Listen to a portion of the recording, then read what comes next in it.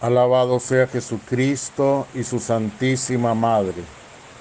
Les habla el Padre Dengo y los invito para que a la luz de la palabra de Dios, de la palabra de los santos y de la palabra de la Iglesia,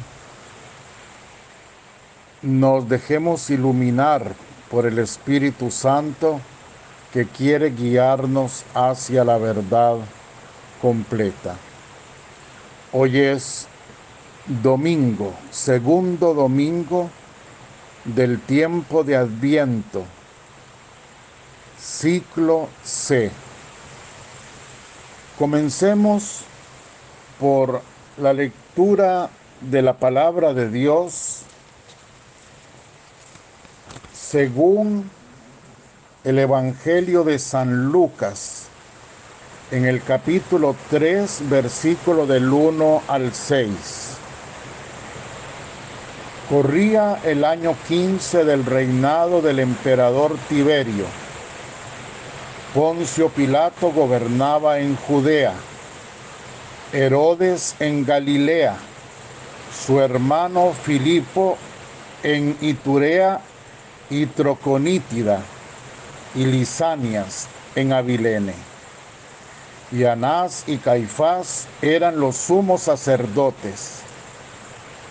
Fue entonces cuando Dios habló en el desierto a Juan, el hijo de Zacarías. Comenzó Juan a recorrer las tierras ribereñas del Jordán, proclamando un bautismo como signo de conversión para recibir el perdón de los pecados. Así estaba escrito en el libro del profeta Isaías. Se oye una voz, alguien clama en el desierto. Preparen el camino del Señor, abran sendas rectas para Él, que se nivelen los barrancos y se allanen las colinas y las lomas, que se enderecen los caminos sinuosos y los ásperos se nivelen, para que todo el mundo contemple la salvación que Dios envía. Palabra del Señor. Gloria a ti, Señor Jesús. La primera parte de este texto del Evangelio de San Lucas nos da datos históricos. Dice que corría el año 15 del reinado de Tiberio, que Poncio Pilato era gobernador de Judea, que Herodes en Galilea, que su hermano Filipo en Iturea y Troconítida, y Lisanias en Abilene. Nos dice que Anás y Caifás eran los sumos sacerdotes. Y nos podríamos preguntar, ¿qué tiene que ver esto con nuestra salvación? Porque la palabra de Dios es el mensaje del Padre Eterno que nos da todos los datos que necesitamos para salvarnos. Todo lo que Él ha querido revelarnos para nuestra salvación. Entonces, si la palabra de Dios nos habla solo de cosas que sirven para nuestra salvación, podemos preguntarnos de qué nos sirven estos datos. Datos que sucedieron hace 2000 años. Es historia. Pues nos pueden servir de mucho, pero sobre todo nos sirven para que constatemos que la salvación es un hecho histórico. Para eso nos sirve, para que reafirmemos la fe en Dios uno y trino, en su Hijo Jesucristo, porque Dios es un Dios concreto, real. Dios vive, está vivo, existe y se ha manifestado al hombre irrumpiendo en la historia. Dios es un Dios histórico, actuado en nuestra historia. Y la palabra nos da datos concretos, sucedidos en el tiempo. Así como en el credo nosotros rezamos el credo, la profesión de fe de la Iglesia Católica, Apostólica y Romana, profesamos que Jesucristo, nuestro Salvador, nos salvó muriendo en la cruz, padeciendo y muriendo en la cruz. Y eso sucedió, dice el credo, en tiempos de Poncio Pilato. ¿Ven ustedes? Lo que se nos quiere es ayudar a que nuestra fe sea una fe sólida, consolidada también en hechos reales, concretos, sucedidos en el tiempo, hechos que se pueden probar. Por eso dice, en el reinado del emperador Tiberio sucedió eso. ¿Y qué fue lo que sucedió? Que Dios habló en el desierto a Juan. Estos datos históricos no solo quedan allí, sino debemos hacerlos nuestros. Por eso, yo tengo que sentirme parte de esta historia de la salvación. Porque así como Dios habló a Juan, así Dios me habla a mí todos los días a través de su palabra, a través del magisterio de la iglesia, a través de la vida de los santos, a través de las revelaciones privadas, a través de la oración. El Señor es un Dios real, concreto, que también me habla a mí. Y se ha manifestado a mí, sí, a Javier. Pero también ustedes tienen que decir, se ha manifestado a mí. Porque el Señor se ha manifestado a todos. Qué importante es que vayamos a la oficina parroquial donde fuimos bautizados, por ejemplo, y que en la oficina pidamos los datos de nuestro bautismo. ¿Quién nos bautizó? ¿Cuándo, en qué fecha fuimos bautizados? Y no solo el bautismo, sino también cuando recibimos el sacramento de la confirmación o cuando hicimos la primera comunión. Qué bonito sería que tuviéramos la fecha cuando por primera vez confesamos nuestros pecados a un sacerdote para que Dios nos perdonara. Y más bonito, pero esto resultaría digo yo, imposible, que tuviéramos todas las fechas de todas las confesiones que hemos hecho.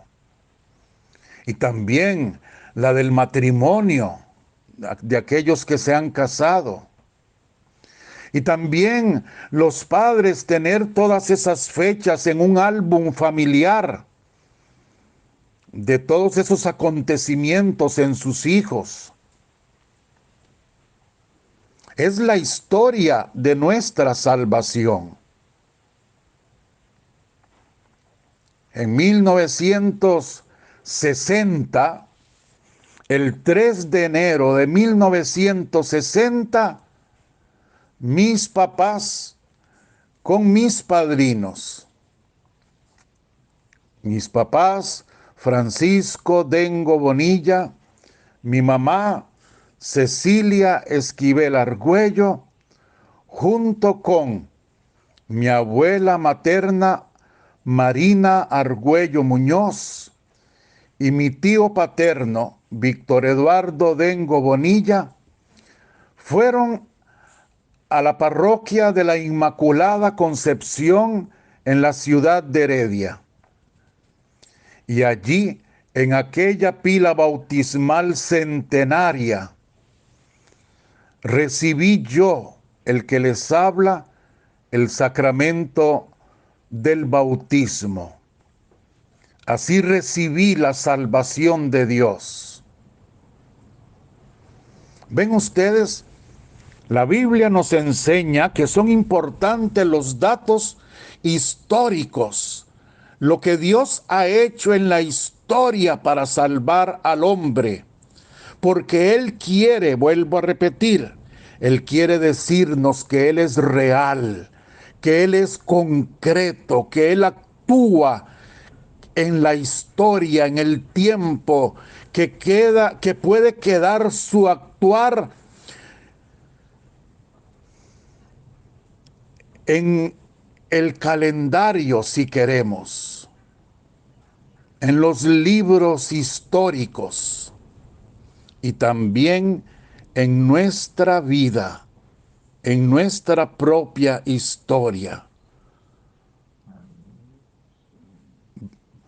Espero que mediten un poquitico en esto, para no quedarnos solamente en esta primera parte del Evangelio.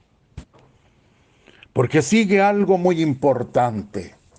Dice que en aquel tiempo Dios habló a Juan, el hijo de Zacarías. Podríamos agregar el hijo de Isabel, la prima de la Santísima Virgen María.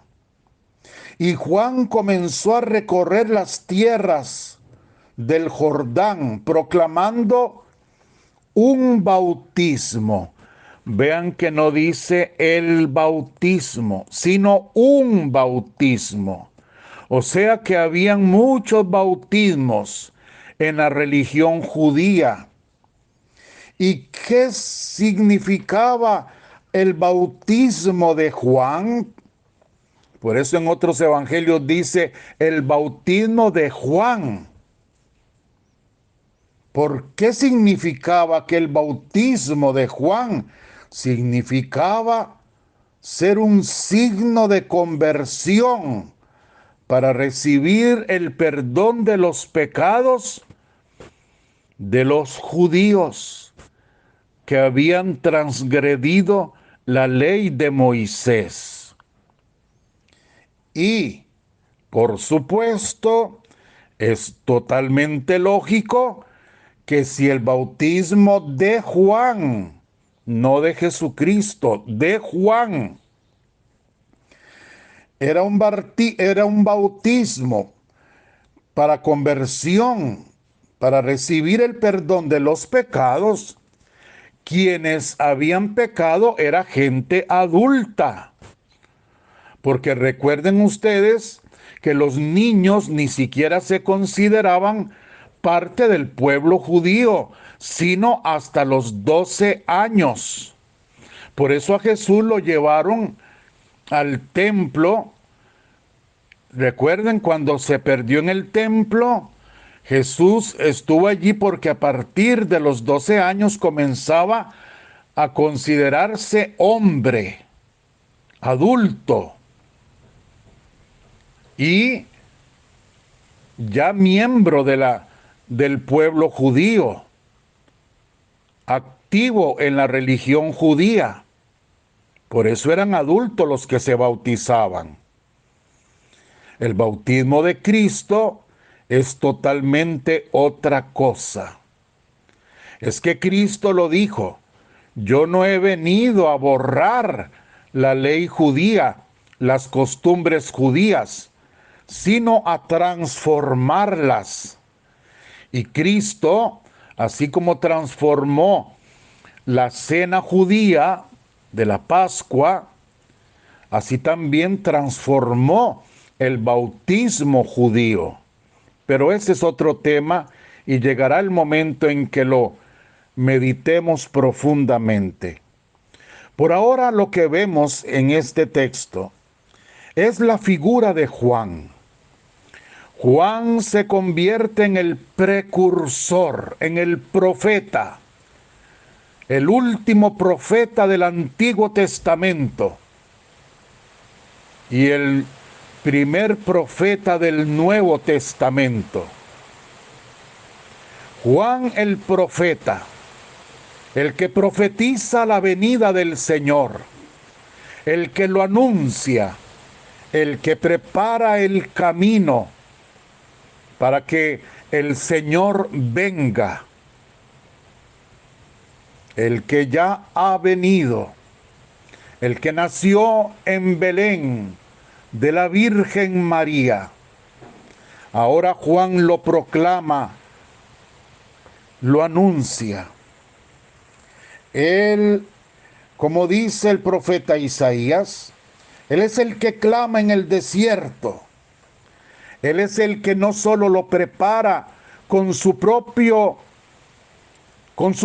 predicación, con su propia vida de penitencia, de austeridad. Recordemos, vivía en el desierto, vestía con piel de camello, comía miel y saltamontes. Era una vida de penitencia, de sacrificio. Así preparaba en su propia vida la llegada del Señor. Y nos invita a que nosotros preparemos el camino del Señor. Porque dice: abran sendas rectas para Él, que se nivelen los barrancos y se allanen las colinas, que se enderecen los caminos sinuosos y los ásperos se nivelen. Hay que preparar el camino del Señor, porque los caminos del mundo no lo están anunciando. Los caminos del mundo no están preparados para que venga el Señor. Y eso nosotros lo sabemos. ¿Y quién más que nosotros lo sabemos? Porque ni Juan Bautista, ni ningún santo, nadie en toda la historia de la humanidad vivió ni ha vivido lo que nosotros estamos viviendo. Este periodo de la historia donde el poder del mal se ha universalizado y ha tomado dimensiones infinitas. Esto como para decirlo, ¿por qué? Pero ustedes me entienden.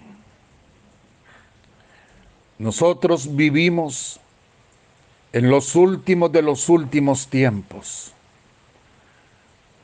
Nosotros vivimos una época como nunca antes se había vivido. Y nosotros debemos tomar con toda seriedad lo que la palabra de Dios nos invita a vivir en este segundo domingo de Adviento.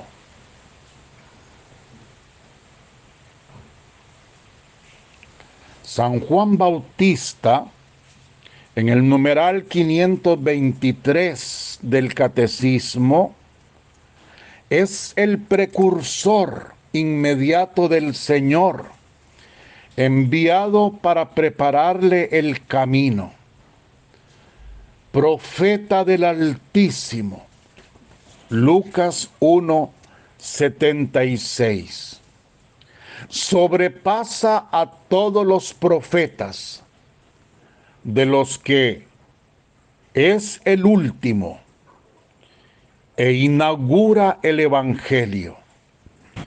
Desde el seno de su madre saluda la venida de Cristo y encuentra su alegría en ser el amigo del esposo. Juan 3:29, a quien señala como el Cordero de Dios que quita el pecado del mundo. Juan 1:29, precediendo a Jesús con el espíritu y el poder de Elías.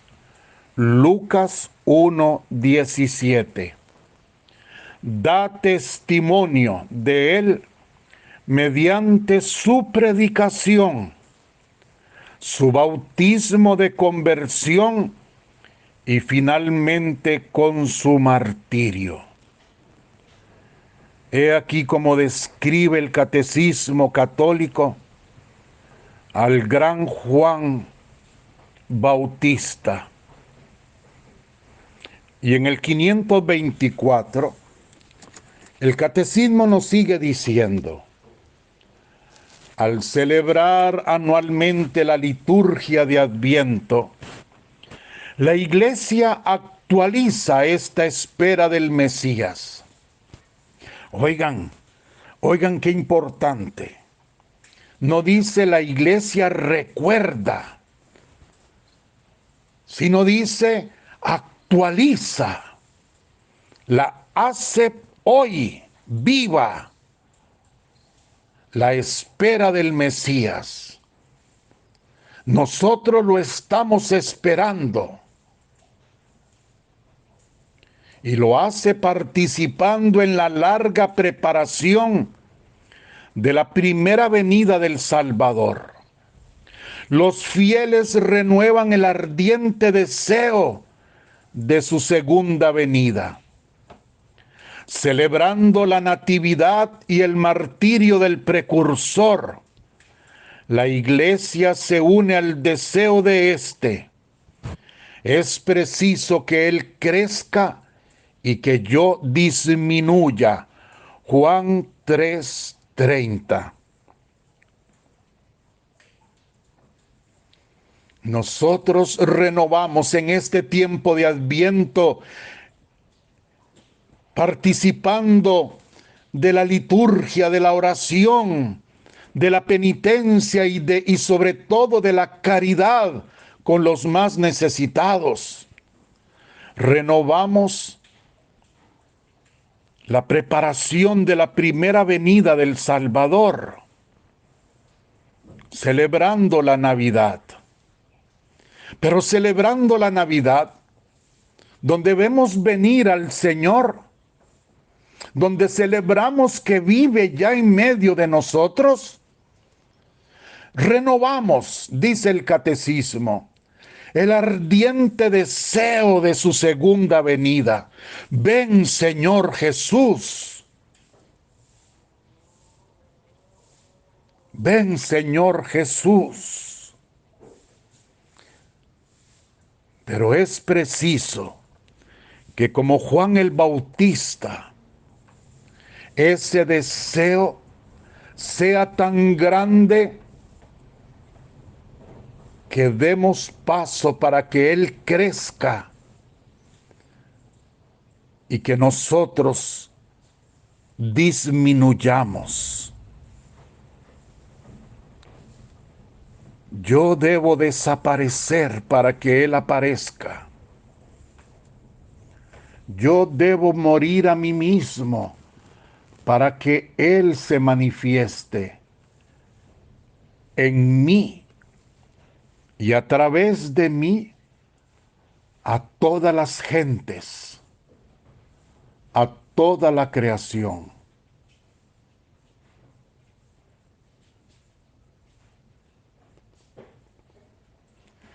Esta es la verdadera caridad, dice el Señor a Luisa Picarreta el 23 de julio de 1901 en el Libro del Cielo. Esta es la verdadera caridad. Destruirse a sí mismos para dar la vida a otros y tomar sobre sí los males ajenos y darme los bienes propios.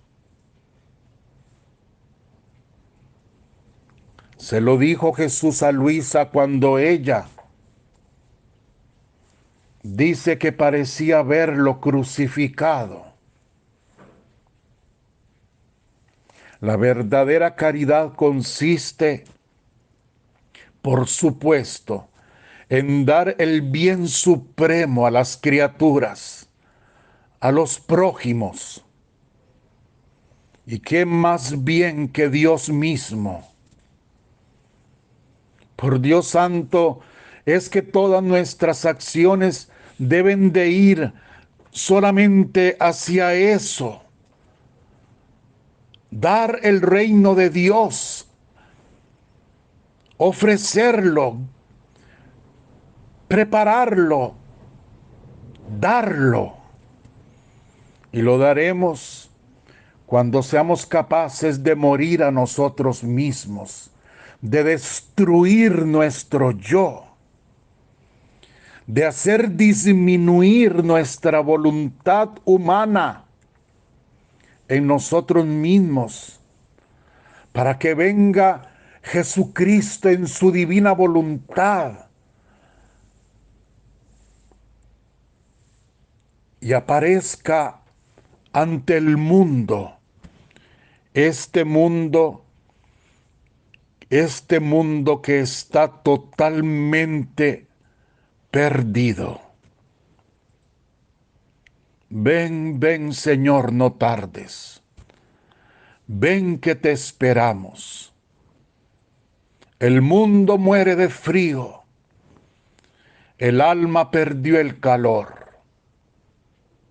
Los hombres ya no son hermanos, porque les falta el amor.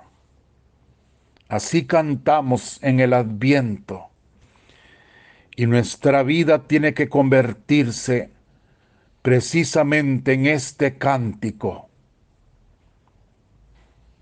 Ven, Señor Jesús. Por eso, el profeta Baruch, en el capítulo 5, versículo 1 al 9, nos profetiza: Jerusalén, quítate tus ropas de duelo y aflicción. Vístete ya para siempre con el esplendor de la gloria de Dios. Cúbrete con el manto de la justicia de Dios y pon sobre tu cabeza la diadema de gloria del Eterno. Porque Dios mostrará tu fulgor a todo cuanto existe debajo del cielo y te impondrá para siempre este nombre: paz en la justicia y gloria en la adoración a Dios. Arriba, Jerusalén, sube a una altura y dirige tu vista hacia el oriente. Verás que, a la orden del Dios Santo, se reúnen tus hijos con alegría. del oriente hasta el poniente, porque Dios se ha acordado de ellos. Y en el Salmo 125, el salmista nos hace rezar: el Señor ha hecho maravillas por nosotros y estamos alegres. Sí, hermanos, en medio de la calamidad, en medio del sufrimiento, solo el cristiano, y convénzanse de esto, solo el cristiano, solo el que tiene los ojos puestos en el oriente, por donde vendrá el Señor, o sea, por el este, por donde nace el sol, solo los cristianos pueden vivir en medio de tribulaciones con la alegría que les produce la esperanza, la fe en su Dios, en su Cristo, que ha vencido al mundo. Los cristianos combatimos.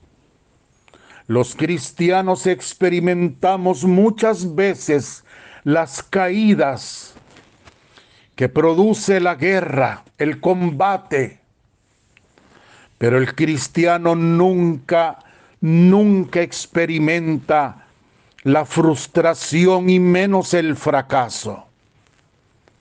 Siempre levanta la mirada hacia donde sale el sol, esperando el nuevo amanecer, cuando raye el divino sol que es Jesucristo. Ahora entienden por qué la Santa Misa, o mejor dicho, por qué las iglesias, los templos, antes, y no me pregunten por qué ahora no, porque cuando los templos se comenzaron a colocar, a construir en todas las direcciones, ya era un signo del diablo, haciendo que se oscureciera el panorama de la iglesia, la visión de la iglesia. Antes era totalmente obligatorio, todas las iglesias tenían que estar. La puerta de entrada de los fieles en el oeste, para que el altar quedara en el este. Y sacerdote y fieles celebraran la misa con la mirada puesta al este, hacia donde viene el Señor. También del diablo, esa concepción y esa frase que dicen que la misa de antes del concilio, se celebraba de espaldas al pueblo. Pues sí, el sacerdote se ponía de espaldas, pero no queriendo significar esto, que estaba de espaldas, dándole la espalda, lo que esto significa. No. En la posición del sacerdote no era de espaldas al pueblo, era de cara a Dios. Como el pueblo también estaba de cara a Dios, viendo hacia el este, hacia donde dice la palabra que viene el Señor. Igual los cementerios. Las personas se enterraban la cabeza viendo hacia el este, porque por ahí vendrá el Señor el último día a resucitar a los muertos, o sea, a levantar los cuerpos y hacer que esos cuerpos glorificados vuelvan a ser uno solo con el alma que ya vive en Dios. ¿Ven ustedes cómo se ha ido perdiendo todo? Cómo todo, me da risa, pero es que es así, como todo lo de ahora y lo que ha ido sucediendo hace unos cuantitos siglos para acá, todo poco a poco ha ido recibiendo el sello de la bestia y perdiendo el sello de Dios, hasta en esos detalles. Por eso después del concilio, y gracias a Dios que ya se está haciendo, gracias a Juan Pablo II, a Benedicto XVI sobre todo, en los altares se coloca un Cristo, porque ya el altar está puesto, el sacerdote mirando al oeste. Pero Benedicto XVI dice, póngase el Cristo en el altar para que el Cristo signifique el oriente, que es Cristo, que el sacerdote mire el crucifijo cuando está en el altar y así se coloque frente a Cristo que viene.